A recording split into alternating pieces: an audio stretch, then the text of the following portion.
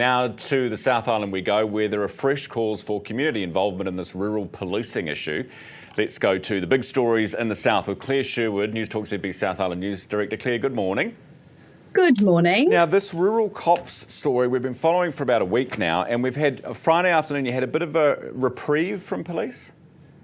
Yeah, this was an interesting sort of U-turn from police just as I was about to leave the newsroom on Friday, Ryan, after a week of public feedback by way of hundreds turning out to community meetings.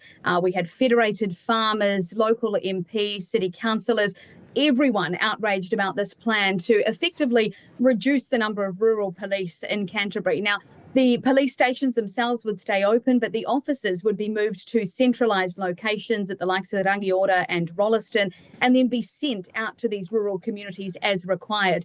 The key thing is the feedback wasn't so much about the proposal itself, although there are people really concerned about the impact of that.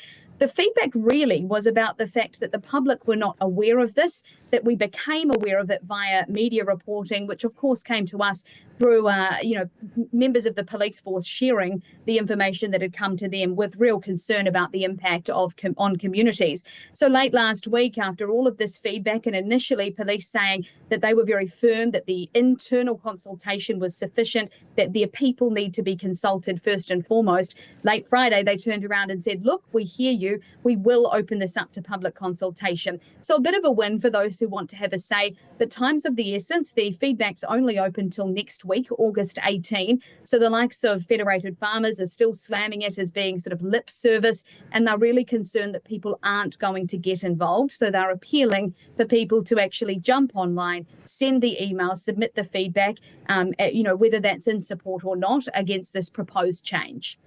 Claire, given that you are here at work today, I'm assuming it's not you that won the $20 million at the weekend?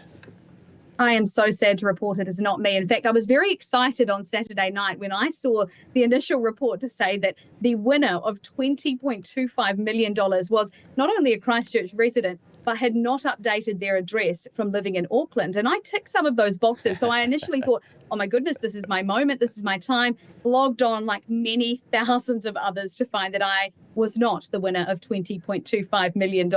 I imagine there are a lot of workplaces like this one here today here in Christchurch, where everyone's kind of looking at the empty desk, wondering if that's the sign that their colleague is in fact a multi-millionaire. So $20.25 million to one single lucky Christchurch-based resident. They purchased the ticket via My Lotto. They previously have lived in Auckland, so start looking sideways at your friends. Claire, appreciate that this morning. Thank you. Claire Sherwood, Newstalk ZB South Island News Director. And if you're in Canterbury, of course, you'd be thinking some Jaffers come down here and taken our 20 mil.